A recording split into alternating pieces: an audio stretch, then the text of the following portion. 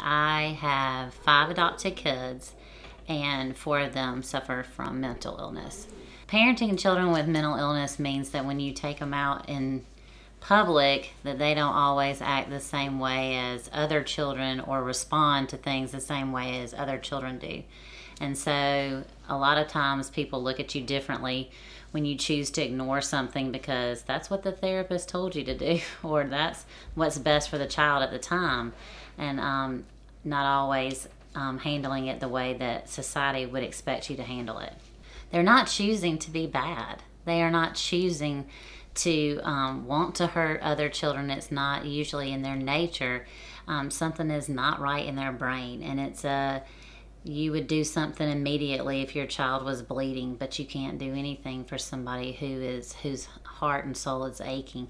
There's no easy fix. There's no Band-Aid. You can't just tell them to straighten up and they'll just, act right in the car. You can't just make them do things that other parents say, well, just make them go to bed on time or make them do so, when whatever the case may be. But I think that with more awareness, more people looking and paying attention, and maybe even, looking at the parent and saying, is there anything I can do to help you?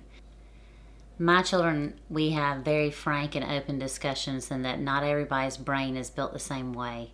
And so I think that when they're out in public and they see other children having a hard time or maybe misunderstanding something that's going on around them, that they don't immediately judge and laugh and joke and give the parents or the child a hard time. They tend to want to pitch in and try to help others, and they're a lot more understanding.